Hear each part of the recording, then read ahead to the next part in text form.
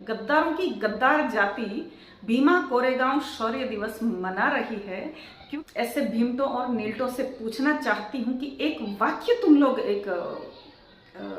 जो बाबा भूतनाथ थे संविधान के कंपाइलर, वो सोशल मीडिया पर एक वीडियो वायरल हो रहा है। उस वीडियो में एक महिला जो कि दूसरे किसी की आईडी से और वो 500 जो शूरवीरों को गाली दे रही है और बाबा साहब अम्बेडकर को गालियां दे रही है, अब शब्द बोल रहे हैं, तो उस पर क्या कहना चाहेंगे आप?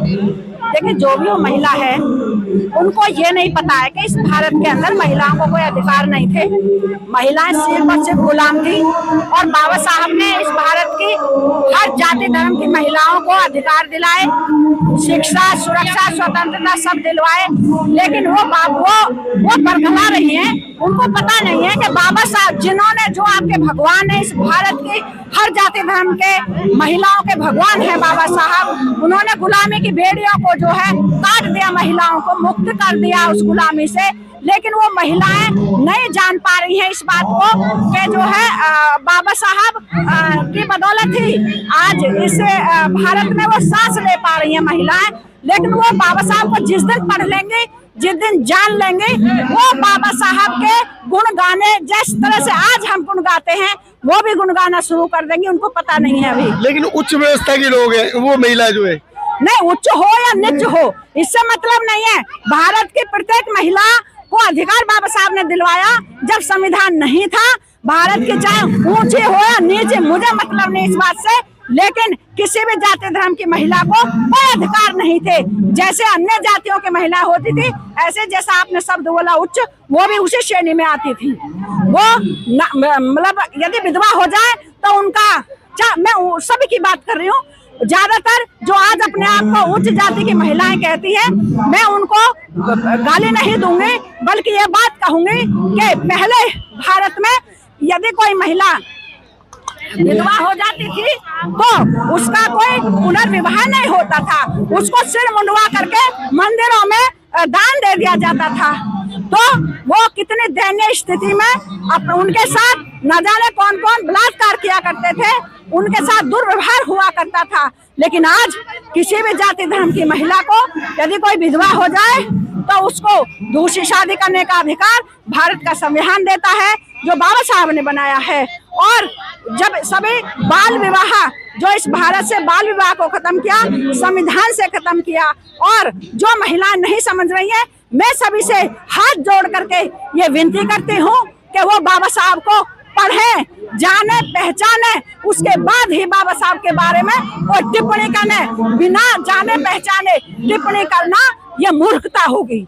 कि जो सिर्फ अपनी जाति पर, अपने वर्ण पर अभिमान करते हैं, वो मानवता को क्या जानेंगे।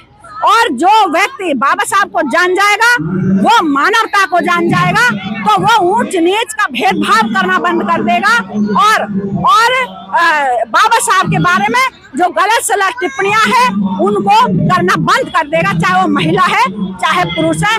बाबा साहब एक बहुत बड़े विद्वान, जिनको सिर्फ हमारे देश में नहीं बल्कि पूरा विश्व जानता है। जिस तरीके से तथागत गौतम बुद्ध के कारण इस भारत को विश्व गुरु माना गया है, उसी तरीके से बाबा साहब को विश्व रत्न माना गया है। जो भारत की महिलाएं नहीं समझ पा रही हैं इस बात को, और कोई दूसरे बाबा साहब इतनी जल्दी पैदा भी नहीं होंगे कि ये महिलाएं एक बार यदि दोबारा गुलाम हो गई तो इनका कोई रखवाला नहीं होगा। इसलिए इन्हें बाबा साहब को जानना होगा, बाबा साहब को पहचानना होगा और बाबा साहब की बातों पर चलना होगा।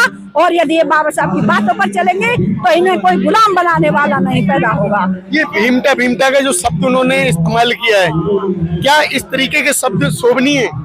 नहीं, बिल्कुल भी शोभनीय नहीं है। जैसा कि मैंने अभी बताया, मैं वही बात करूंगी कि जो लोग बाबा साहब को जान गए हैं तो वो मानते हैं, और बाबा साहब एक ऐसे व्यक्ति हैं, बाबा साहब कोई चमत्कारी नहीं रहे। बाबा साहब ने ऐसी बड़ी दयनीय परिस्थितियों में शिक्षा को ग्रहण किया। इसलिए बाबा साहब कहते हैं कि शिक्षा वो शेरनी का दूध है कि जो पिएगा वही दहाड़ेगा। इसलिए वो महिलाएं अभी दहाड़ना नहीं जानी, क्योंकि उन्होंने किताबी शिक्षा तो भले ले लिया है, लेकिन जो भारत जिसके नाम से विश्व गुरु के नाम से जाना जाता है वो नहीं जानती है अभी ऐसी महिलाओं।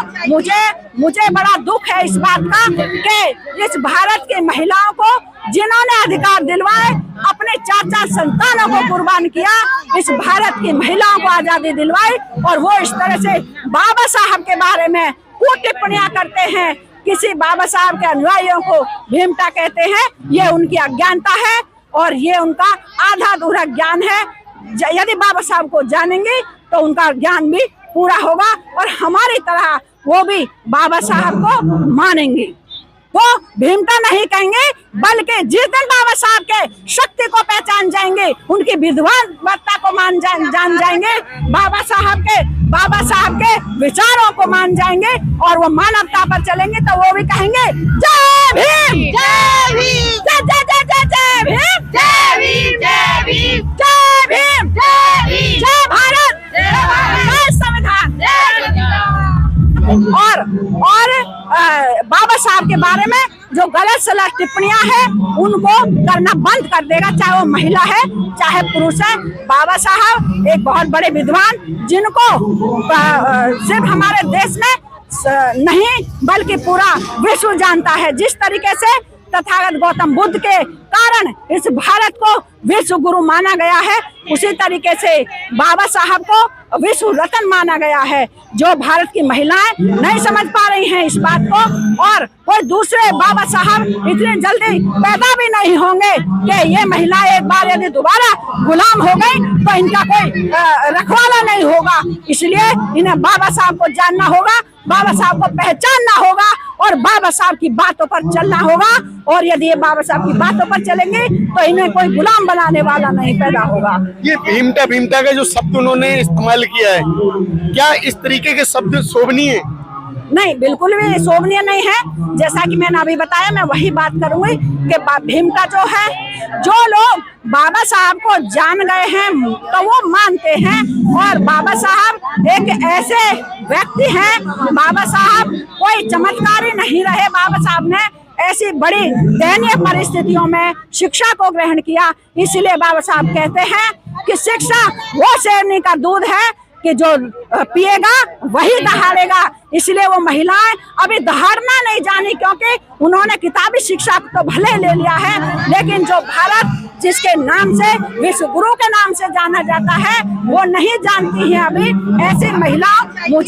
मुझे बड़ा दुख है इस बात का कि इस भारत की महिलाओं को जिन्होंने अधिकार दिलवाए, अपने 4 संतानों को कुर्बान किया, इस भारत की महिलाओं को आजादी दिलवाई, और वो इस तरह से बाबा साहब के बारे में टिप्पणियां करते हैं।